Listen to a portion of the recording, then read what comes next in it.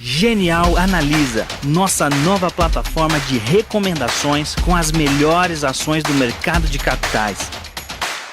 Descomplicamos as análises de ações para você aprender como investir melhor o seu dinheiro. Comprar, vender ou manter? Essa é a resposta que você encontra na nossa plataforma.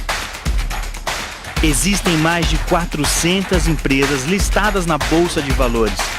Tem as melhores ações na sua carteira, com as recomendações mais assertivas do mercado. Invista com qualidade. Genial Analisa.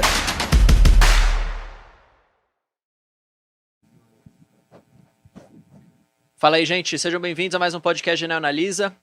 Hoje, na verdade, a gente está fazendo esse episódio aqui gravado, então eu ia falar boa noite. Não, na verdade, não é boa noite. A gente está gravando isso aqui de manhã, mas para você que está assistindo, muito boa noite. Toda quinta-feira, às 7 horas da noite, a gente entra ao vivo aqui no canal do YouTube fazer o podcast. Dia seguinte está em todas as plataformas de streaming. Spotify, Apple Music. Tem muita gente que ouve no Spotify, então eu queria agradecer você. E se você tiver também alguma sugestão de algum episódio podcast, já deixo aqui no comecinho essa minha fala para você comentar aqui nos comentários. Hoje a gente vai fazer um episódio super especial de Cielo. Cara, Cielo deu muito o que falar. É uma empresa que muita gente tem pesquisado, tem procurado. A gente já fez aqui na Genial Analisa todo o relatório. E quem, na verdade, fez isso aqui, está aqui para me ajudar, é o Bruno Bandieira, nosso analista aqui do setor financeiro. E o Nishio, também analista do setor financeiro, mais head da área como um todo. Muito obrigado por estarem aqui, falar de Cielo, que é sempre bom falar de empresa polêmica, né? Eu que agradeço. A gente está aqui para esclarecer e tentar ajudar. Sem dúvida. Cielo aí é uma empresa que tem dado o que falar. Eu acho que há um tempo atrás a gente falava, pô, cara... Mais negativo do que positivo. Pô, Cielo a 3, Cielo a 2,50, Cielo a 2,30. O negócio realmente desandou de uma forma absurda. Então acho bacana a gente também dar um senso do que aconteceu com a empresa, qual a história. O Nishio, acho que o melhor cara, acho que do mercado para falar disso, porque ele participou dos primórdios do negócio. Não sei se eu sou o melhor, mas assim, eu participei do IPO e tal, a gente cobre o papel desde 2009, quando foi o IPO, né? Então, tem história com a empresa, a gente vai né? falar um pouquinho da história, porque acho que é importante passar, mas a gente está tentando analisar, né, o momento certo de entrada, e como, assim, tudo que a gente olha e vê, e valuation e tal, tudo indica que o papel está muito descontado e assim, a gente não está no business de cartomante, mas a gente tenta nortear nossa análise com fundamentos, tal, etc. E os fundamentos estão melhorando.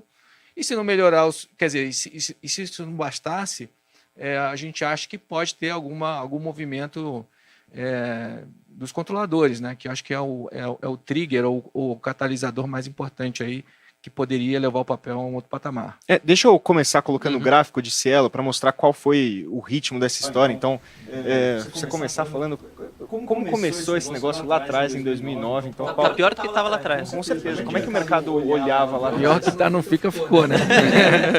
Então, eles fizeram um IPO em 2009. Antes disso, foi o IPO da rede, né, Redcar na época. Eles eram um duopólio, basicamente, né? Então, quando a Visa e Mastercard entram em outros países, eles fazem um consórcio, ou associações com os bancos principais de cada país. E no caso de Redcar, eles fizeram uma associação com a Mastercard, né? E fizeram... Esse foi meio o Itaú é sempre meio isolado, assim, meio aquele lobo solitário, né? Então eles fizeram uma associação com o Itaú. Uma técnica aqui, ao vivo aqui, né?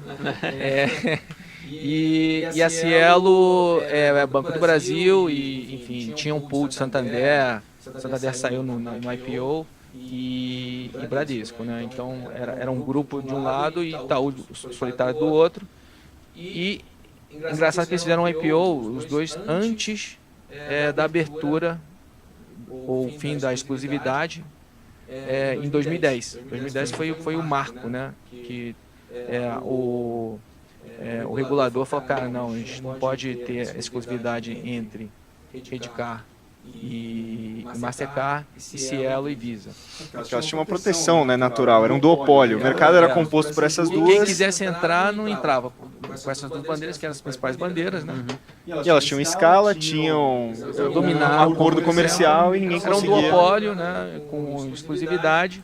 E eu acho que eles, assim, olhando de trás para, né, de hoje, olhando para trás, eles fizeram isso para dividir o risco com o mercado. Então, eles fizeram o IPO antes, né, dividiram esse risco com o mercado. O mercado já sabia disso em 2009. Redcare eu acho que não ainda, mas em 2009 a gente já sabia disso. A gente foi para o IPO já sabendo desse negócio. E dividiram com o mercado, mas mesmo assim, ó, você vê que o papel, né, a Cielo 3 andou bem depois, né? Isso foi porque a empresa continuou ganhando share, as novas entrantes vinham explorando outros mercados, né? A PagSeguro começou a explorar um mercado que não existia, que era do microempresário taxista, o pequeno varejo. É aí que está o problema para o futuro, né, ou não? Vocês vão falar? Também. Eu tenho spoiler. É porque, na verdade, eu acho legal comentar isso, porque era um risco já sabido, e nesse período em que a ação estava valorizando, até 2015, 2016, foi quando começou a surgir novas entrantes que, até naquele momento, não incomodavam tanto. A gente vê isso em bastante mercado, até hoje em dia, com banco digital e tudo mais.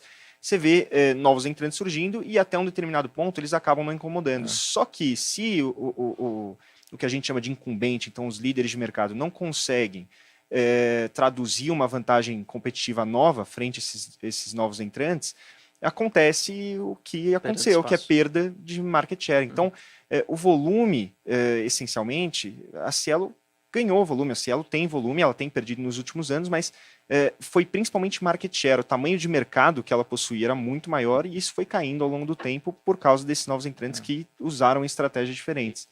E teve algumas coisas que aconteceram antes desse pico aqui, né, que foi 2016, né, se passa ali, o pico foi em 2016, né, se passa aqui. Isso foi 2016. 2016 ali. Então, antes disso, o que aconteceu? O para-choque do mercado foi a Redcare, que é a Redcare que perdeu o share. A Cielo vinha ganhando share, vinha fazendo uma gestão ok, né, até boa para o momento de mercado, lançando novos produtos, tal, etc. E vinha ganhando share em cima da rede, da Redcare, né, na época. E as novas entrantes também ganhando em cima da rede. Então a gente não sentia a Cielo perdendo share. E aí o mercado, né, premiou esse ganho de share. Naquele momento a gente também não sabia se essa é uma coisa estrutural de tudo ou se a Cielo ia conseguir se renovar, né? A gente não tinha essa noção ainda de impacto, por exemplo, de uma Stone que veio no meio da pirâmide. A Stone vem com um modelo diferente. Ela estudou muito o modelo da Ambev, que é fazendo polos, né? Eles chamam de hubs em todo o Brasil, principalmente em áreas que as grandes não estavam. E a gente fala, cara, assim, pô, todo mundo tentou fazer isso. As grandes multinacionais que já estavam estabelecidas lá nos Estados Unidos tentaram fazer isso, né? A Elavon, a Global Payments, e não conseguiram. A gente falou, cara, por que a Stone, que é brasileira, vai, né? Isso foi engraçado, porque quando eu comecei a estudar a tese lá atrás, a gente estava até comentando que a Stone já tinha falado, enfim, o Nishio já tinha conversado com a Stone e tudo mais, e era difícil ver uma vantagem competitiva porque era uma empresa de adquirência, então era pura e simples uma empresa de adquirência, assim como tinha várias outras, e no final das contas, tanto a PagSeguro quanto a Stone acabaram entrando num nicho ali, em nichos distintos da pirâmide, que a gente chama, então você tem a base da pirâmide, que são os microempresários individuais, etc. Você tem o meio da pirâmide, que são pequenas, médias empresas, enfim. E você tem as grandes redes, que são o topo da pirâmide. Então, essa segmentação.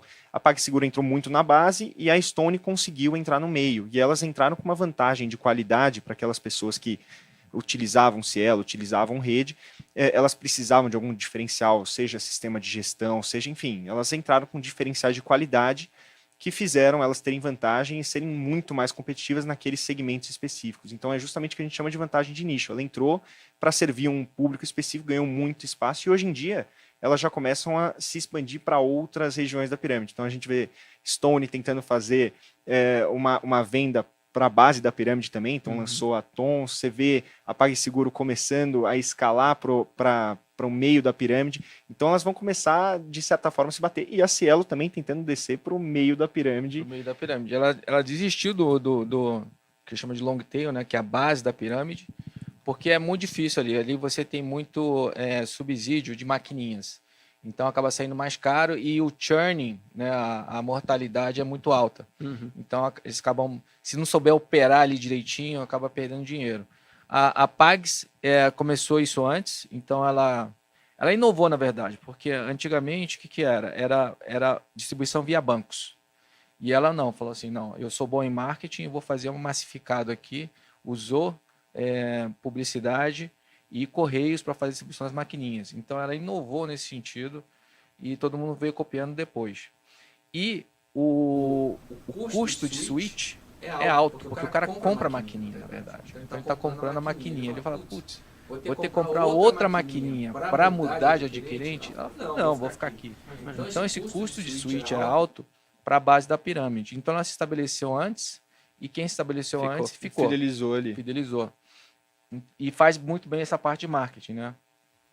O controlador é da Folha de São Paulo, enfim, tem essa pegada de marketing. Então conseguiu dominar a base. No meio da pirâmide veio a Stone. E esses dois, meio da pirâmide e base da pirâmide, é a parte mais lucrativa do conjunto. O topo, que são os grandes varejistas, eles espremem muito na margem. Então, você não acaba não ganhando dinheiro lá no topo. Você ganha, enfim, volume e porque o cara tem poder de barganha, né? Você ganha escala para processar os negócios, mas realmente ganhar dinheiro, antecipação de recebível, tal, depois a gente vai falar isso. Que só existe no Brasil, tá? Crédito. No meio e no vaso. Não, é porque no Brasil esse negócio de jabuticaba brasileira realmente dá criatividade a outros produtos. Em outros países, o pessoal recebe em D+2 ou D1, alguma coisa assim, nesse gênero, dependendo se é crédito ou débito. E você não gera esses recebíveis para antecipar. O cara recebe praticamente na hora. Um dia de atraso, 2 dias de atraso. Mesmo crédito. Crédito é 2 dias, D+2 em outros países. E no Brasil se criou primeiro o crédito à vista, que a gente fala que à vista é em 30 dias. Né? O cara recebe em 30 dias. Isso gerou um mercado de antecipação de recebíveis. O cara quer receber hoje. Né? O lojista quer. Para ele é ruim. Ele vai vender e vai receber. Né? Exatamente. Só existe no Brasil. Então se criou esse negócio de antecipação de recebíveis que o grande bojo lá, 40%, 50%, fica nesse 30 dias. E no Brasil ainda tem um parcelado sem juros, né? Que só existe no Brasil. Então isso é legal também, porque gerou também essa antecipação de recebíveis que até pouco tempo atrás era super bom para as adquirentes fazer isso. Por quê? Porque o risco da adquirente não é o cara que passa o cartão, é o banco. Que o banco que deve a eles, entendeu? É porque a gente vai explicar mais essa dinâmica um pouco depois, mas se a gente for pensar um parcelado com juros, quando você paga os juros na sua compra, quem está correndo o meu risco é o banco. É o banco. Eu não pagar, se você não pagar a fatura e você vai pagar os juros ali, é o banco que está financiando ali para o lojista. Com ou sem juros é o banco Exato. que está sem juros, prestando o balance sheet dele, o balanço dele para você. No sem juros, quem está financiando é o lojista. Então, quando você pega sem juros, o lojista que vai ficar recebendo em 12 parcelas. E para ele é pior ainda. Então, ele não recebe em D+30. Ele vai receber D+30, a primeira parcela, e aí ele vai recebendo ao longo do tempo. Então, isso gera a necessidade do cara fazer uma antecipação desse valor. Pô, se ele pega o que ele tem para receber em um ano, que ele vendeu sem juros, e faz uma antecipação. No caso, ele está pagando juros. Obviamente, você como consumidor, você está pagando juros também no preço daquele produto. Então, esse sem juros, em algum lado ele é cobrado ali, porque o lojista ele vai ter que pagar por uma antecipação, ele vai ter que pagar algum produto para antecipar. E a gente sabe que, principalmente, acho que para pequenos e médios, o capital de giro é essencial. Então, isso abre margem realmente para esses produtos no Brasil. E se criou esse negócio de antecipação, né? Várias fintechs assim também só fazem isso. Grande parte da receita, do lucro, na verdade, dessas novas empresas vem de antecipação ou de crédito, que depois você consegue fazer crédito em cima desses recebíveis também. Legal. Então foi isso, até lá, meados de 2016, lá a Cielo conseguiu manter o share, enfim, o posicionamento dominante deles. E aí começou a perder share, perder rentabilidade. A empresa rodava aí com um bi de lucro por tri, né? Teve o primeiro prejuízo, aí isso foi caindo, é o primeiro prejuízo no segundo tri de 2020 com a pandemia. A pandemia foi ruim para todo mundo, mas particularmente pior para a Cielo, que perdeu volume, guerra de preço. A empresa também demorou muito a tomar as ações devidas e tentou ir para a área de tecnologia, falou assim, não, a gente vai virar uma empresa de tecnologia agora, né? Você tem vários exemplos lá fora, tem o Workday, que virou Fidelis, que está tendo uma consolidação global também lá fora. E essas empresas se colocam como empresas de tecnologia, porque elas têm que inovar o tempo todo. Tem a Square nos Estados Unidos, tem várias empresas lá que são muito focadas nessa parte de tecnologia. A Cielo falou, não, cara, a gente vai ser empresa de tecnologia. Aí o que aconteceu? Ficou 1 ou 2 anos com o CEO, o CEO saiu, entrou uma nova leva de gerência lá, que falou, cara, não, a gente vai fazer o feijão com arroz aqui e vamos migrar para o meio da pirâmide. Então essa é hoje a estratégia deles, tentar migrar um pouco do fluxo de clientes para o meio, estão conseguindo fazer isso. Mas isso leva tempo, estão tirando os clientes que davam prejuízo lá no topo da pirâmide, eles faziam um favor para os bancos de pegar alguns clientes que rodavam em prejuízo, né?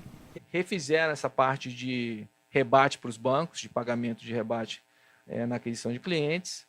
Então, assim, em tese, a rentabilidade da Cielo deve voltar aos poucos. Então, acho que uma parte da nossa tese é essa, é que os fundamentos, ao longo do tempo, eventualmente, né, o preço da ação tende a acompanhar os fundamentos da empresa.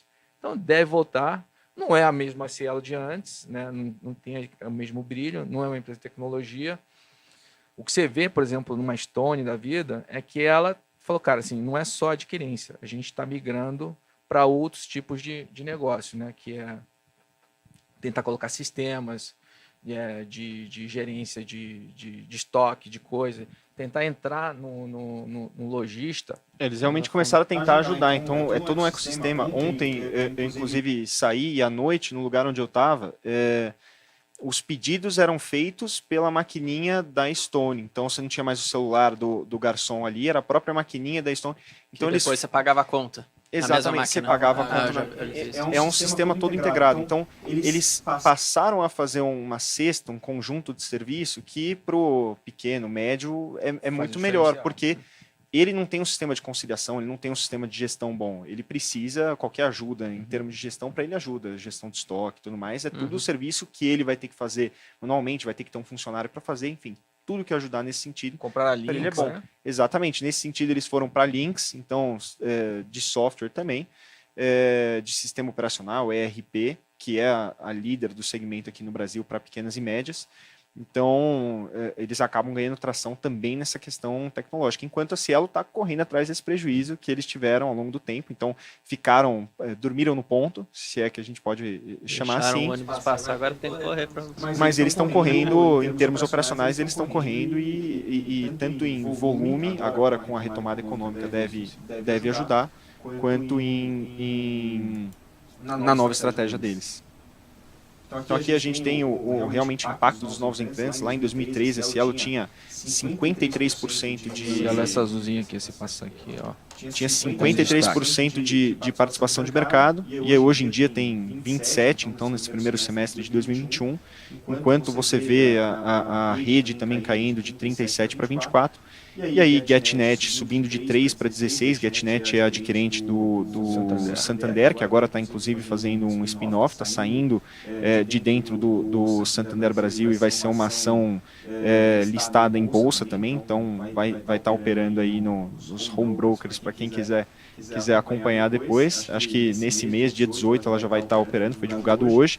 Você tem Stone também, que saiu praticamente do nada ali em 2016. Estava lendo um pouco da história de Stone recentemente. Eles fizeram a maquininha do zero, fizeram o primeiro processamento lá em 2014 de pagamento. E PagSeguro também, que cresceu. Então, as duas têm menos participação de mercado como um todo, mas tem crescido bem mais do que... Da história da Stone, cara, eu conheci o André Street. Foi o começo da Stone e eu lembro de contando em 2016, caramba, não saberia que ia chegar no que chegou hoje.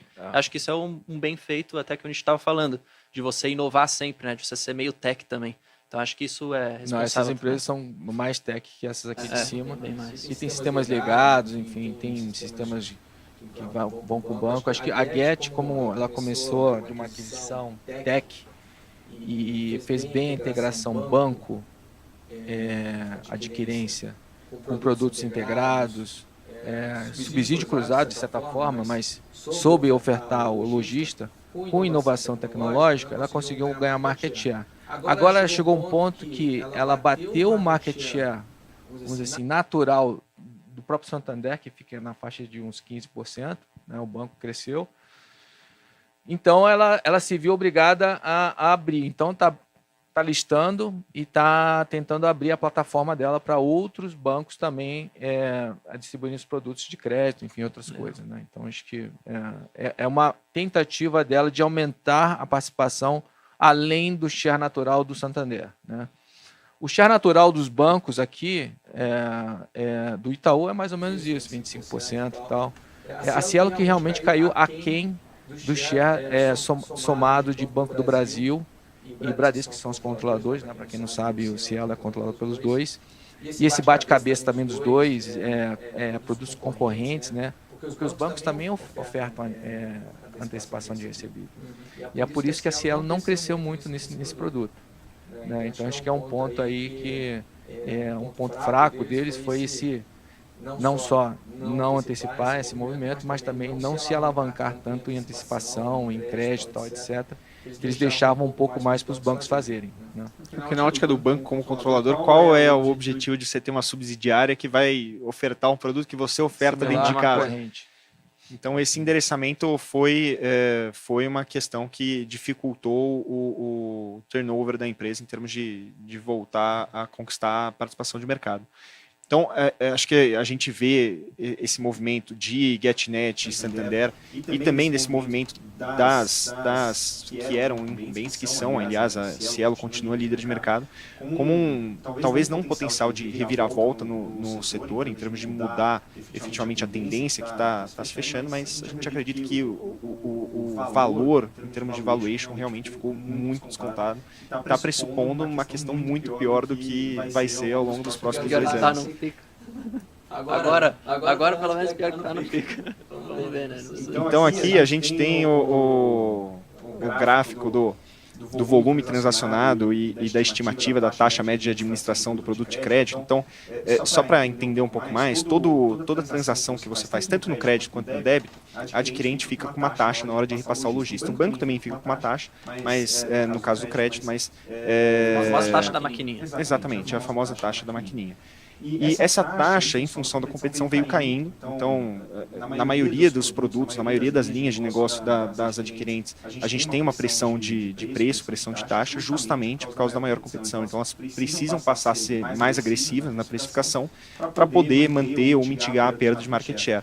E aí a gente vê esse movimento também com a Cielo, com uma compressão forte dessas margens, o que diminui a rentabilidade da empresa, obviamente. Ela acabou sofrendo nesse segundo trimestre por consequência também disso. Então, o volume caiu e o volume somado a um preço menor do que era praticado no histórico fez com que ela apresentasse um prejuízo. Então, isso bateu muito na empresa, acabou sofrendo bastante em função disso. Você vê que assim, a taxa que essa linha azul aqui comprimiu de forma relevante e os volumes não foram suficientes para neutralizar essa queda. Então, o que acontece é que o lucro vai sofreu, né, nesse 2018, 19, 20. A empresa não abre mais esses números, a gente é tudo estimado, a gente conversa bastante com vários participantes do mercado e a gente porque está caindo muito, provavelmente. Exato. Porque assim, a estratégia da empresa de preço, se ela começar a abrir o MDR, que é essa taxa de administração aqui, ela acaba dizendo a estratégia dela de pricing, né? Então é muito importante eles não abrirem. Mas a tendência é mesmo que essa taxa vai cair ao longo do tempo. Quando E o volume vai ficar menor. Quando eles começaram a fechar, assim, eles falaram assim, não vou abrir mais. Eu falei, putz, porque tem alguma coisa. Guerra de preço, entendeu? Meio que... E as novas entrantes, justamente, ela também perde na taxa, então a taxa do setor como um todo abaixa, mas ela, diferentemente da Cielo, consegue crescer em participação de mercado. Então, o crescimento do volume, se você olhar na linha de receita, ele compensa em termos da redução do que é cobrado. O próprio marketing dessas novas era tipo a taxa zero por tanto tempo. Exatamente, eles são mais agressivos, mas eles acabam crescendo muito mais. Uhum. Então, a gente vê que o momento agora... Primeira coisa, é uma retomada dos volumes, então, em função do ritmo de vacinação, retomada do varejo, retomada econômica, a gente tem uma perspectiva de que os volumes devam melhorar. Como eu falei, o volume ficou comprimido em função da pandemia, o que com essa redução de preço gerou prejuízo, mas agora tem uma perspectiva de volumes voltarem a normalizar, acho que principalmente no segundo semestre e em 2022. Existem outros gatilhos, então acho que essa é uma história até legal para o Michio contar, da compra da Merchaí e agora a discussão da venda da Merchaí. Então a Merchaí é uma empresa americana que foi comprada pela Cielo, então é uma subsidiária que hoje em dia dá prejuízo no resultado. Mas conta qual que foi a... O objetivo da compra da Merchaí na época, e isso foi, sei lá, um tempo atrás, era pegar os sistemas da Merchaí, que eram à frente da Cielo, trazer para o Brasil, tropicalizar e implementar aqui o sistema. Só que demorou muito tempo, não conseguiram fazer, né, essa tropicalização, e o pior de tudo, eles rodam com 2 sistemas separados hoje. Então tem batches ali de comunicação entre os 2 sistemas, e na minha visão isso atrapalha muito a operação dele, de inovação, de lançamento de produtos, time to market e tal, etc. Isso é ruim, né? A gente obviamente não tem um entendimento técnico de estar lá com eles e verificar isso, mas tudo mais constante, você tem uma plataforma única com 2 sistemas por trás, com cadastro único, tal, etc. Você consegue rodar mais rápido, né? Então eles falam de vender essa empresa, tem um que trigger pode... aí, porque ela gera prejuízo, né? Então, se você vender por um valor X positivo, obviamente, pelo menos serve para matar a dívida que eles levantaram para comprar essa empresa. Também, dependendo do valor, pode gerar um caixa para a empresa. Então, mas isso é muito mais questão de o quanto vai ser vendido. A gente não tem muito conhecimento disso, mas a gente sabe, e a empresa tem falado, que está negociando essa participação, que quer vender essa subsidiária. Inclusive, ela já fez algumas vendas, então, M4U, ela fez algumas vendas bem pequenas, que não eram muito representativas, mas ela está endereçando para o que a gente chama de core business, então, o negócio principal, tentando vender essas subsidiárias. A gente acredita que tem a possibilidade que isso aconteça também em breve. E acho que, por fim, um eventual fechamento de capital, acho que não é o ponto principal da tese, muito mais de uma recuperação de volume, uma recuperação do resultado, mas há um valuation de 4,5 vezes preço-lucro de 2022, o papel está muito barato, e tem se comentado, então surgiu esse boato de que os controladores podem vir a fechar o capital e, de certa forma, acaba fazendo sentido se a gente olhar para esse valuation muito comprimido. Acredito que a rede fez... A rede fez em 2012, quando viu que estava sendo atacada. Eu acho que foi até honesta o fechamento, porque ninguém tem uma bola de cristal, mas enfim, eles fecharam com esse intuito de não ter essa fricção com o minoritário, né? Porque eles eram donos, eles tinham 2 chapéus ali, né? Redcar e no Itaú. Então, colocaram para dentro, pagaram um prêmio para o fechamento. Faz todo sentido aqui, só que a gente tem coisas aqui que tem que ser resolvidas antes, né? Deixa eu passar rapidinho. Hoje, o controlador é o Banco do Brasil e a Cielo, certo? E o Bradesco. O Bradesco que controla a Cielo. O Bradesco, eu acho que ele é comprador. Inclusive, eles fora do acordo ali do veículo de controle, eles compraram um pouco mais de participação na Cielo. Tá. O Banco do Brasil, ele não é comprador. Por quê? Porque ele está desinvestindo tudo que ele tem. Investiu, fez a BB Seguridade, tal, etc. Então, o governo, assim, em tese, é vendedor e não quer comprar nada. Ele vendeu não, fez uma parceria no IB, né, no Investment Banking, com o BS, enfim, tem toda essa agenda de desinvestimento de coisas para criar valor. Inclusive, acho que o maior embrólio aqui é em relação a Cateno. Cateno foi um bicho criado, que eu nem sei, provavelmente para pagar imposto, enfim, que pegou todo o back-office do cartão do Banco do Brasil, apartou aquilo, e para remunerar aquilo, ele pega essa taxa de administração do cartão e joga lá.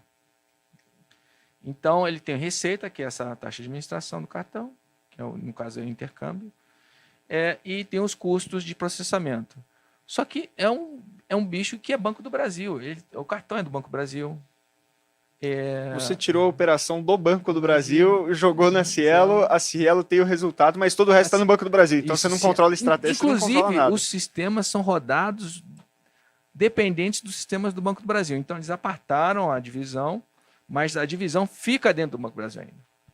Fica o prédio. O resultado é da Cielo, mas a operação do dia a dia do Banco do Brasil. Você joga no balanço da Cielo, mas todo o resto está com o banco. Então a Cielo não tem cara de Banco do Brasil, jeito de Banco do Brasil, mas não. E de certa forma, ela é representativa hoje, tanto na receita quanto no resultado. Isso tem que ser resolvido de certa forma, né? Vamos pegar aqui. Você tem um breakdown, não tem? Tem uma quebra. Aí. Receita líquida. Aí, ó. Aqui é a Cateno, que é 23% do resultado. Sim, tinha uma mega isso na receita, né? No resultado ela é até mais expectativa de que isso ia crescer com a crise e tal. O Brasil passa por crise toda hora e depois a pandemia o negócio não cresceu tanto. Mas assim, é relevante, dá dinheiro. E se eu não me engano, a Cielo pagou 12 bi, foi uma coisa assim, por esse negócio. Tá? Então, se quiser vender de volta, né, a Cielo teria que receber do Banco do Brasil. Então, poderia ser um bem bolado ali. O Banco do Brasil, se quisesse vender a participação, né, ele poderia fazer uma troca ali. Né? Ela pega a Cateno de volta, né, e, enfim... ela teria que pagar pela Cateno, porque ela está pegando de volta, certo? Ela ganhou lá atrás. E fazer uma troca com a participação que ela tem na Cielo. Tudo isso é suposição, mas enfim, isso pode ser arquitetado. Tá? E eu acho que o Bradesco é comprador desse negócio. Falaram várias vezes que gostam, que acham importante estrategicamente estar em adquirência. Né? Você tem um grip ali, faz parte do ecossistema de cartão, tal, etc. Então, para eles é importante. Mas, enfim, isso aqui é estimado, tá? O crédito e o débito são estimados porque eles não quebram mais a receita por esses componentes. O aluguel também, esse aí, o aluguel de maquininha é uma linha que tende a zero no longo prazo. Porque todo mundo está comprando ou o cara dá um desconto enorme no aluguel. Tá. Era um modelo que não existia antes, então surgiu também PagSeguro vendendo maquininha e começou a ser adotado gradativamente. Era muito relevante. Então aqui, ó, receita líquida 2015, 17,14%. Isso aí era reportado, nessa época era reportado tudo. Então ali a gente sabia efetivamente quanto era. Marchand ia, que a receita é grande, mas só dá prejuízo. Tá? Exatamente. O tamanho não é documento. Aqui a gente consegue ver, então, a Merchan aqui embaixo, em menos 28 milhões, menos 29 milhões no segundo trimestre de 2021. Cielo Brasil, 113,3 milhões e Cateno, 96 milhões. Então você vê que a Cateno é relevante, sim, no lucro da Cielo. Então, apesar de ser um imbróglio, ter sido pago bastante, enfim, ela acaba sendo relevante para o resultado, diferentemente da Merchan, então, que gera prejuízo. Acho que um negócio legal, que era o que tinha aqui atrás, é para a gente comentar justamente sobre essa jabuticaba brasileira, como é que ela funciona. Então, como é que funciona esse modelo de negócio de débito, crédito à vista, crédito parcelado. No débito, você tem o cartão diretamente ligado à conta do cliente, então no banco. Quando você vai pagar, ou paga uma operação no débito, ele sai da conta, na verdade, a adquirente manda para o banco, ela pergunta para o banco se tem um saldo ali através da bandeira, e o banco confirmando que tem um saldo, e o banco confirmando que tem um saldo, ele aceita aquela transação. Então ele aceita aquela transação acaba sendo realizada, saindo da sua conta. E o lojista recebe ali no D+1, então o banco emissor passa para a Cielo e a Cielo passa para o estabelecimento comercial. Cada um aí dessa corrente acaba tirando a sua taxa, então o banco tira a sua taxa de intercâmbio, a Cielo tira a sua taxa de administração, a taxa de administração de Cielo a gente chama de net MDR, e o MDR como um todo é a taxa envolvida para todos esses entes, então cada um paga um pouco. Mas essa taxa ela é diferente do crédito, porque no crédito o banco tem um risco, ele não está tirando do saldo bancário. Então, para o crédito, diferentemente do débito, você está conferindo se o cara tem um limite no cartão dele. E esse cara vai ter que pagar a sua fatura em 26 dias ali, então na média ele vai pagar a sua fatura em 26 dias, mas ele pode não pagar.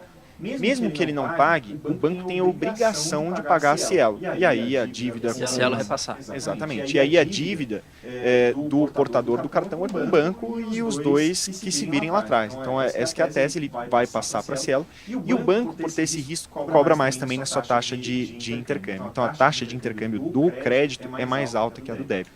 Como a gente falou, o banco só vai pagar em média, então D+28, vai pagar para a Cielo, e a Cielo vai deduzindo a sua taxa, pagar em D+30 em média, para o estabelecimento comercial.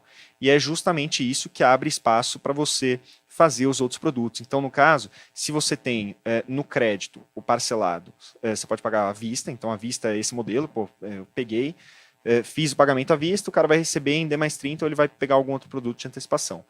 Você também tem o parcelado, então o parcelado com juros, o banco vai pagar todo aquele valor antecipado para o estabelecimento comercial, e quem está pagando os juros é o portador do cartão na sua fatura. E no parcelado sem juros, o estabelecimento comercial vai receber nos intervalos de pagamento do portador do cartão. Obviamente o banco vai ter que pagar de qualquer jeito ali, mas ele vai pagar nos intervalos que foi parcelado. Entendi. Então, você tem essa dinâmica que faz com que o lojista, nos sem juros, tenha um incentivo para antecipar, e nos outros produtos, ele também queira fazer uma antecipação para não ser em D+30, ser em D+2. Aqui no Brasil é D+30, e em outros países é D+2, tá? Aí, o que aconteceu? Existe uma agenda regulatória muito forte em cima de todo esse ecossistema de pagamentos.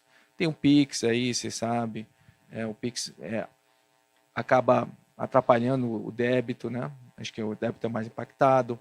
Transações que poderiam ser feitas com débito estão sendo feitas no Pix. Até porque não paga taxa no Pix. Não paga taxa, tal, etc. E aí, aqui também tinha uma agenda muito forte de trazer esse D+30 para D+2. Antecipando isso, as adquirentes já fazem isso. Tá? Então, a Cielo começou com a Pags. A Pags começou a ofertar, quer receber em D+2? Quero. Porra, legal.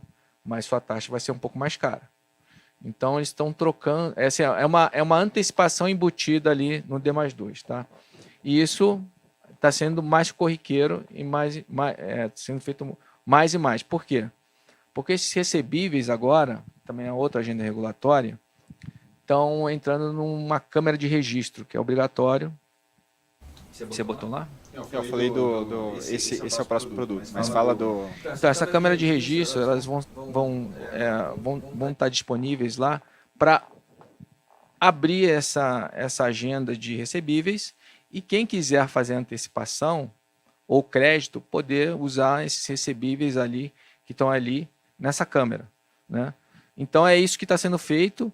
Para não ter esse problema, as adquirentes falaram assim, não vai ter mais recebível, não vou fazer mais D+30, vou fazer D+2. E aí D+2 não entra nessa câmera. Tá? Na câmera de registro só D+30 ou parcelados. Esses registros são justamente o recebível que o cara tem direito, sei lá, em 12 vezes, ou que ele tem no final do mês. Então ele tem um direito ali a receber, e é o que ele dá ou para antecipar. A antecipação, ela pega exatamente o valor do recebível e antecipa aquele valor. No crédito, que a gente chama de crédito fumaça, o que acontece é justamente uma alavancagem em cima daquele valor. Então, ele dá como garantia e pega um crédito a mais. Então, na antecipação não existe a inadimplência. No crédito fumaça existe inadimplência. Então, essa que é a diferença. Antigamente, sem as centrais de recebível, existia um modelo que chamava trava bancária. Então, quando você tinha um compromisso, você ia num banco, dava um recebível para aquele banco, falava, eu quero antecipar ou eu quero pegar um crédito com esse recebível. Você tinha que ficar naquele banco especificamente até que o seu fluxo de pagamentos fosse sanado. Então você não podia migrar de banco se você ainda tivesse algum débito com ele. Não importando o saldo devedor. Não entendeu? importando. Você deve R$1. Não, se você quiser migrar para outro banco, você vai ter que pagar esse R$1 ou faz comigo de novo. Então o lojista ficava meio que fidelizado, preso àquele banco. Isso acabou com essa nova regra de câmara de registro, né, desse centrais de recebíveis. Por quê? Porque agora é proporcional à sua dívida. O seu recebível fica travado proporcionalmente ao tamanho da sua dívida. O restante dos recebíveis, você pode procurar um outro banco para fazer uma alavancagem, empréstimo, etc. É como se eu tivesse 30 mil de recebível, pego 5 mil em um, 5 mil no outro, 20 mil no outro. Você pode fazer uma quebra agora desse recebível. E se cai na central, então que é justamente esse conciliador desse sistema, aí todas as adquirentes, todas as instituições podem começar o que a gente está chamando de atacar aquele recebível. Então falar, o cara é cliente Cielo, o cara é cliente Stone, mas eu, que sou GetNet, eu quero ofertar crédito para aquele cara. Entendi. E aí, nesse ímpeto pelo recebível, elas começaram a fazer antecipação para não deixar cair na central e uma outra capturar. Exatamente. Então você tem uma pressão de todos os lados e praticamente todas as linhas de receita. Então, mas como tudo é bom e ruim ao mesmo tempo, então o Pix, por exemplo, era uma tese boa, mas teve aí aumento de sequestro, etc., que, enfim, os limites diminuíram. No recebível também. No segundo TRI teve problemas nas centrais de recebíveis que fizeram com que a Stone tivesse um prejuízo, primeiro prejuízo histórico dela. Ela provisionou 40% da carteira. Então é como se você, vamos supor, não sei o valor exato, mas é como se você emprestasse 1 bilhão e tivesse que provisionar 400 milhões por causa de perdas esperadas no crédito que você cedeu. Então, apesar disso ter abrir espaço para muita coisa, essa retirada da trava bancária, nesse início, prejudicou bastante, não conseguiu pegar a atração do jeito que se esperava, com uma inadimplência muito mais alta do que era esperado pelas adquirentes. Então, apesar de ter aberto esse mercado para elas, é possível, e até com relação a Cielo, que isso demore um pouco para realmente... Mas a Cielo tem feito isso agora. Ela começou gradativamente, então ela fez uma captação também de FDIC, então essas empresas elas têm feito através de instrumentos que são esses FDICs, os FDICs são fundos de direitos creditórios, e ela utiliza aquele balanço do FDIC para fazer a originação. Só que no caso da Stone, ela tem uma grande participação da cota do FDIC. Então, ela tem a cota do FDIC, ela criou um instrumento de crédito ali. Então, o que acontece? Se o FDIC perde, ela perde através da cota do FDIC. Então, existe esse instrumento dos FDICs. A Cielo fez uma captação de FDIC para começar a oferecer esse produto que... quisesse o destino, ela não ganhou muita atração de início. Sorte ou azar, foi no caso. Sorte ou azar, ela demorou para começar a implementar. Então, essa linha aqui, 17% de pré-pagamento, isso aqui é antecipação de recebível, tá? Isso é em 2015. Isso é em 2015. Isso é 2015. Agora já é bem menos. Cliquei em 2019. O pré-pagamento foi para 5%. Por quê? O que eles estão fazendo? Eles estão tirando dessa linha de pré-pagamento, que é D mais 30 ou parcelado, e jogando para o crédito. Por quê? Porque no crédito no D mais 2, que ele tem uma taxa um pouco mais grossa, mas ele antecipa, quer dizer, ele paga para o lojista D mais 2, ele não tem esses recebíveis para botar na câmera. Se ele botar na central de recebíveis esse restante ali, ele vai ser suscetível a ataques de outros São três Se ele não produtos. fizer o D+2, ele vai ter que deixar lá. Você tem E aí, 3 produtos. vai. O D+2, então o D+2 que você vai antecipar aquele pagamento, a antecipação, que você vai pegar o recebível como garantia, vai antecipar aquele valor, e o crédito fumaça. Então são esses três. O pré-pagamento é antecipação. Então você está pegando o recebível, antecipando aquele recebível. O D+2 é antes disso. Então está migrando desse pré-pagamento para o D+2. O D+2 a gente vê na taxa de administração. Então, na taxa desse repasse que se faz do crédito, ele cobra um FII a mais nessa taxa de crédito. Então, o que sai do pré-pagamento acaba indo para essa taxa de administração do adquirente. Então, o pré-pagamento está, em tese, morrendo, né? Não vai morrer 100%, sempre vai ter o pessoal que quer fazer pré-pagamento. E o que está crescendo bastante é a parte de crédito, que na Cielo não cresceu ainda, sorte deles, que não pegou essa inadimplência alta, mas em outros adquirentes é uma linha que estava crescendo muito, né? A PagSeguro e a PagSeguro até a Stone mais agressiva nesse negócio de crédito fumaça. E aqui você tem justamente a quebra do lucro. Então aqui você vê que a Merchan aí, então a Merchan Solutions puxou muito para baixo no segundo trimestre de 2020, mas a Cielo também não contribuiu, então justamente por essa perda de volume e preço, que fez com que... Merchan aí só dá prejuízo. Em dólar ainda, né? Prejuízo em dólar. É o que definitivamente machucou ainda mais em 2020, né? Convenhamos. E aqui a gente tem a nossa perspectiva de gradativa recuperação, então isso é o cash earnings, não sei como a gente conseguiria... É o lucro ajustado pela amortização de ágio.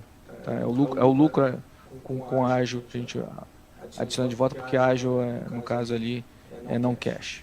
Tá? Então, esse é o cash earnings que a gente chama.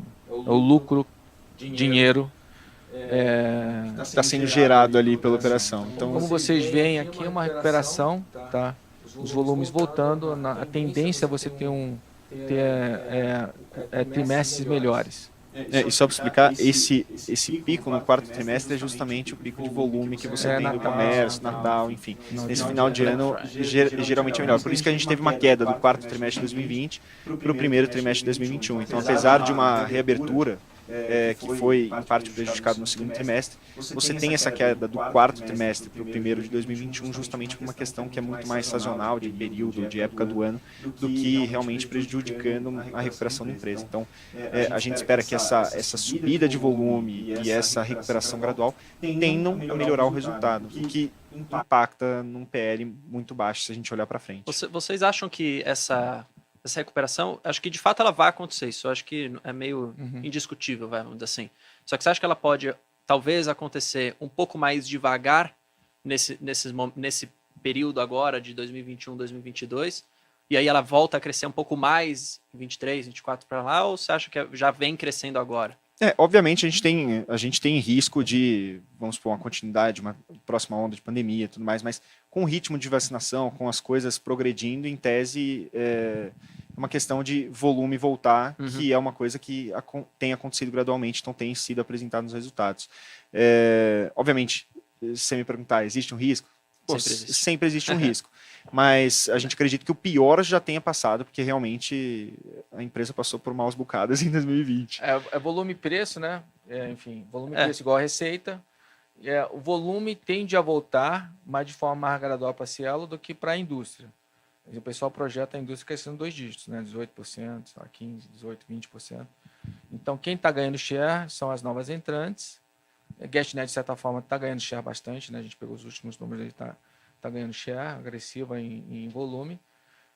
E a outra dinâmica é de preço, que está super competitivo, né? Então, eu acho que o pior já ficou, mas sempre tem um espaçozinho para brigar por preço, né? Então, eu quis perguntar isso porque o que o Bruno falou, o risco sempre existe, sempre está aí. E aí eu falo isso porque, por exemplo, vendas do varejo, elas vêm abaixo um pouco do esperado. Um pouco não, vieram abaixo do esperado. Então, acho que isso, no curto prazo, é o risco. Tipo, ainda tá meio nebuloso, sabe? Se vai recuperar forte ou se vai demorar um pouco mais para recuperar com essa fortaleza, assim. Mas vai recuperar. Vai recuperar, isso vai. É. Então acho que é bom para falar, porque o cara que é muito imediatista fala, Não, pô, mas é o cavalo vencedor da recuperação. Não, eu acho que não. Acho que tem outras indústrias que voltam mais rápido, porque estavam muito mais destruídas, tipo airlines, esse tipo de coisa, viagens. Mas é uma indústria que vai se recuperar. E ela não se recupera tão rápido como as outras, porque ela está perdendo share ainda. Né? Ela está migrando, lembrando que ela está migrando do topo da pirâmide, que tem muito volume, para o meio da pirâmide. Então, isso tem um impacto em volumetria relevante. Você viu que o share dela veio caindo para 27% ali. Deve continuar caindo o share, mas a rentabilidade aumentando. Essa que é a tese. E justamente por ela estar tentando buscar essas contas de maior rentabilidade. Então, eu acho que é uma coisa interessante que a gente colocou até na iniciação. Qualitativamente, não é a nossa tese de adquirência preferida. Mas o cenário, a conjuntura como um todo, mostra uma perspectiva que deve melhorar. Então, aqui tem os nossos números. Se você olhar as projeções, a receita, ela cresce de uma forma não muito acentuada, ela teve uma queda em 2020, então 2021 a gente projeta abaixo de 2019, 2022 ligeiramente acima de 2019, e 2023 acelerando um pouco, então em relação a 2019. Então, realmente é uma recuperação gradativa, justamente por essa perda de volume. Se você pegar a indústria crescendo a 2 dígitos, 15%, 18%, você repara que a receita da Cielo realmente cresce muito mais devagar que a indústria, e a gente projeta isso também. Mas mesmo assim, você vê que em 2022 você tem um preço sobre lucro de 4,74, agora baixou um pouco, porque a ação caiu um pouquinho, então está 4,5 para 2022, mas 2023 já 4,15. Então realmente é extremamente barato. Para um papel que gera caixa, tal, etc. Não é um case mais charmoso do mercado, é um case assim, é uma empresa que está se relevantando, né? Está se recuperando de um baque grande, primeiro prejuízo histórico da empresa no segundo tri de 2020. Mas tudo tem seu preço. Então, os fundamentos melhorando, eventualmente isso vai bater no preço da ação. Então, a gente vê isso, a gente consegue, isso a gente consegue estimar. Provavelmente uma melhora, não tão assim, espantosa ou brilhante, mas uma melhora ao longo do tempo, muito por conta dessa questão da pandemia. E a outra coisa é que está muito barato e o controlador está olhando. A gente vem falando com eles, enfim, eles estão olhando, estão monitorando. Eu acho que assim, se está monitorando, está barato. A hora é essa, não é a hora de esperar cair mais, né? Se a empresa está entregando resultado, eventualmente esse papel tende a voltar, mesmo que for pouco. O pior já tem uma opção de fechamento de capital que eu acho que não está no preço hoje. Não, vai acontecer. A gente Explica não só sabe. para o pessoal por que o provável fechamento do capital seria bom para quem tem Cielo. Geralmente o cara paga o preço acima, né? Bem acima. E para o controlador acaba fazendo sentido, porque é a mesma lógica de um trade. Você tem uma ação que é barata, que você pode comprar um valuation muito atrativo, que já está no seu balanço ali, então você já tem aquela empresa, você tem o controle daquela empresa, você sabe o que vai acontecer. E para você, nesse sentido, você tem a possibilidade de comprar algo barato, que você tem conhecimento que vai melhorar. O controlador pode também pagar um prêmio ali e você está ganhando. Exatamente. Todo mundo está ganhando. Eu perguntei isso porque, como a gente falou lá, e não fosse não ficar tão claro, mas acho que é bom A falar. rede, quando fechou o capital, pagou um prêmio. Geralmente os caras pegam o quê? Pega a média de mercado dos sell sides, qual é o target price e joga lá um número e vê o que acontece, né? Enfim, tem várias metodologias aí de fechamento de capital, mas eu acho que é uma opção, não está no preço. Isso é uma das variáveis, né? Não é a tese. Se nada acontecer, os fundamentos estão melhorando. Então acho que essa é a tese. Está barato, o fundamento melhorando, a empresa entregando o mínimo, que é esse melhoramento que eles chamam de, como é que é? De business as usual. Então, um negócio recorrente. É o BAU, né? O business as usual. O negócio como ele do dia a dia está melhorando. E essa opção de um fechamento potencial de capital, a gente não tem nenhum inside information, a gente não sabe se vai acontecer, mas eu, se fosse eles, fechava esse negócio. Acho que um negócio legal também, que eu vi muita gente comentando, e a gente não chegou a passar, é um negócio que, cara, muita gente tem dúvidas sobre aquela parceria com o WhatsApp, então o WhatsApp Pay, que a gente até comentou na iniciação, mas não é muito o core da tese, porque o WhatsApp Pay ele foi liberado para você fazer a transação de pessoa física para pessoa física e não para fazer pagamento. Então isso depende de regulador, depende de aprovação e a gente não sabe os moldes que essa aprovação vai vir. Então não sabe se, por exemplo, o regulador vai falar, beleza, pode usar para pagamento, mas não pode ser processado única e exclusivamente com Cielo, tem que abrir para o mercado concorrer aí.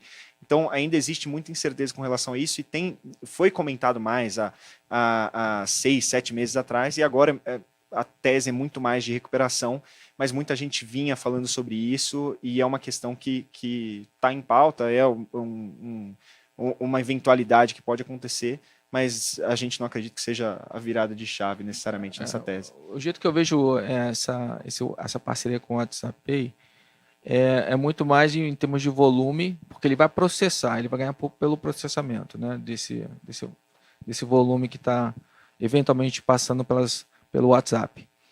É uma maneira de participar desse ecossistema de pagamento, porque ele não estava ganhando com ele não ganha com o Pix. O Pix é ruim para a Cielo e para todas as adquirentes.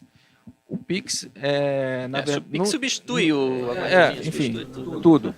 Então, o WhatsApp é um competidor do Pix. É por isso, na minha visão, humilde visão, que o BC deu uma travada ali na aprovação do WhatsApp Pay. Eventualmente isso vai andar. Assim, não tem como segurar esse negócio. Está no B2P, né, que é pessoa a pessoa, transferência, consegue transferir. Eventualmente isso vai ser aprovado para o B2M, que é o Business to Merchant, né, que é o lojista, consegue fazer a transação, pessoa consegue comprar um produto, né, você arrasta para cima ali, você está no Insta, aí você arrasta para cima, aí já vai ter o seu cartão lá no WhatsApp. Você consegue falar com o lojista. Me vê um tamanho X, o cara fala, beleza, então já manda o link ali e você já paga ali. Isso vai acontecer eventualmente. Não tem como segurar esse negócio. É pró-consumidor. E quem vai fazer isso toda a transação vai ser o WhatsApp. Então eu vejo isso muito mais como uma forma de participar desse pool de coisas que estão sendo criadas, ganhando uma receitinha, que deve ser pequena, não deve ser muita coisa, mas competindo com o Pix, né? Uhum. Então, pelo menos para tentar recuperar uma perda de volume que vem do Pix, principalmente no débito, né? Então, nesse caso, principalmente o que o Pix pega mais é o débito, porque no crédito você tem as vantagens de parcelamento e tudo mais, mas existe também a discussão de fazer Pix com algumas opcionalidades a mais, parcelado, enfim, existe. O Banco Central ele realmente está fazendo um trabalho pró-competição, mas que não está ajudando muito as empresas do setor, de adquirência especificamente. É um concorrente do Pix, assim, o WhatsApp Pay. Um concorrente do Pix, mas que que eu acho o Pix ele é tão simples no sentido do cara conseguir pagar, que às vezes eu fico pensando, você deu esse exemplo do arrasto para cima, conversa com o vendedor, mas também o cara pode falar, quer saber? Escaneia meu QR Code aqui e manda pelo Pix. Porque pro vendedor é melhor, porque ele vai perder menos, né? Porque ele não vai ter que pagar a taxa de administração. Então, de certa forma, o Pix ele é ruim para as empresas, né? Porque é muito fácil você bem que burlar, usando o Pix. Você usa o Pix para tudo e você não. Na verdade, quem paga a taxa de administração é o merchant, né? É o lojista. É o lojista. Então, aí para ele é melhor o Pix, né? É melhor o Pix. É pior para a empresa, ao mas invés de eu pagar. Mas é tudo comodidade, sabe? Você tá vindo via Instagram, você tá vindo via tem que fazer alguma Facebook. Trazer um pouco dessa vantagem de ser volumetria. São 250 milhões de WhatsApps, né? Um negócio desse. É muita coisa, cara. Então o volume pode ser relevante, pode ser exponencial. Mas tem que ver também como a parceria vai ser fechada. Então a gente até chegou a conversar com a Cielo sobre isso. Eles não sabem se vai ser fechado com exclusividade, se o Banco Central vai pedir que alguém mais processe essa transação. Enfim, ainda é uma questão muito incerta. Então bastante gente falou que isso ia ser a virada de chave. Mas ainda é muito incerto. A gente não sabe. O Banco Central fala assim, espera um pouquinho, filho. Daqui a pouco eles inventam outro Vamos deixar o Pix entrar aí, mas depois a gente vê o que a gente faz. Legal. E agora, calma, o que a gente tá esperando, né? Chegou a hora. Da recomendação? Chegou a hora. Essa Chegou a hora hora. que eu tô esperando. Não, a gente não tem um slide específico para Ah, ela. não tem? Não tem. Pô, pensei Infelizmente. que ia Erro tá meu, aqui, ó. erro meu. Você achou que ia aparecer, Ia né? aparecer. Que todo mundo Uma quer animação, comprar uma enorme, animação. verde, assim, pô. A nossa recomendação é de compra. A gente tem um preço-alvo de 3,50. Então, um upside aí Legal. agora. relevante agora. ficou maior. relevante, que ficou maior. Então, ele embute principalmente a perspectiva de recuperação. A gente não coloca efetivamente as questões de opcionalidade no Fechamento de capital. fechamento de não tem. capital. Não tem. O preço que a gente calculou é efetivamente com a questão da recuperação. Só por isso. Então, E ainda tem esse plus caso uma dessas opções. Mas esse Mas é um é charme, charme, né? é um charme. Para quem... Mas sim, tem clientes institucionais que estão aí posicionados nesse call de fechamento de capital e desistiram. Entendeu? Entendi. Demora muito, enfim. Até a venda Marchand Solutions era para ter sido feita tanto que 2, 3 anos atrás. nas últimas quedas, uma das questões que a gente acreditava para ter caído é justamente o pessoal desistindo dessa tese. Então, grandes players ali que estavam posicionados no papel falando, pô, tá demorando demais e eu tô saindo. Então, agora, realmente, o que a gente está olhando é essa recuperação. Então, o que embute esse preço é a recuperação com, talvez, eventualmente, esses destravamentos de valor. Que pode dar uma Que porradinha. pode acelerar esse processo. O controlador não obviamente. está satisfeito, você fala com eles não estão satisfeitos com a performance do papel, enfim. Ele está na bolsa, tem um preço, enfim. Eu se fosse eles, aproveitava essa barganha aí, essa hora da xepa e fechava. Eu brinquei até com alguém na área, eu falei que Cielo é como você comprar uma opção. Então, para quem sabe de mercado de derivativo, pô, você tem alguma coisa que é o preço que está Baratinho. baratinho, né? Barato. Tá Você melhorando, paga um prêmio tá ali. melhorando, dá um... E a eventualidade é que, pô, se acontecer melhora. alguma coisa, só que a vantagem é que a gente acredita que não vai virar pó. Então, aquela opção daqui a 2, 3 anos, pelo menos vai ter alguma valorização. No caso de opção, se você não exerce até a data de vencimento, ela some. Você pagou o prêmio e acabou. Essa proteção contra o pó realmente é o fundamento, né? Tá melhorando, então você acha que... Pô, não Alguma vai, coisinha a mais vai ser é, incorporada enfim. depois do preço. Caiu desde que a gente lançou a cobertura agora há pouco tempo, enfim. Reiniciou, na verdade, a gente já cobria. Caiu. O que não podia ficar pior ficou. Mas enfim, faz parte do game, né? Faz parte Mas da análise. nesses últimos dias, convenhamos que foi uma Foi questão... tudo. foi tudo. Tudo. Não foi... o call é muito mais macro do que micro nessa hora. Obviamente, a gente tem as diferenças entre os papéis. Mas se você olhar para muitos papéis da Bolsa, Cielo, nos últimos dias, até que foi resiliente. Caiu menos. Até que foi resiliente. Dependendo do que menos. você estiver É verdade. olhando, você fala, É pô... verdade. Jesus. Não, mas enfim, foi legal. É legal que você tenha essa recomendação de compra para um papel que foi muito penalizado já. O pessoal tá esperando só de IRB. Mas aí não deu para dar ainda. Não deu para dar ainda. A gente fez Só para deixar o pessoal um pouco mais calmo, quais são os gatilhos? Os gatilhos são para resumir assim. o Marchand Solutions, o eventual fechamento de capital, e no Tri vai ter os resultados. A gente espera que os resultados sejam melhores ao longo do tempo. Legal. Só para minha última consideração, né, tinha um amigo que trabalhava na Cielo. Ele falou, vou comprar agora porque isso aqui vai porrar. Ele comprou a 8 e pouco. Aí agora tá doido. Então eu vou fazer o contrário que ele falar. Se ele falar que agora não vai porrar, vai pegar. Brincadeira, mas é isso. Obrigado, Bruno. Valeu. Me fala quando ele vender. Quando ele sair, é porque aí é outro trigger pra colocar. Brincadeira, pessoal. Mas é isso, brigadão, foi legal. Deu pra entender mais esse business, que é difícil às vezes de entender esses passos do adquirente, do banco, qual que é o papel de cada um. Eu tinha muita dúvida nisso, ficou muito claro com aquele gráfico. E aí, se o pessoal quiser acessar, já estava tudo na plataforma, certo? Isso aí, tá tudo em analisa.genialinvestimentos.com.br, tem a recomendação, tem todas essas projeções, gráficos, vocês conseguem acessar lá.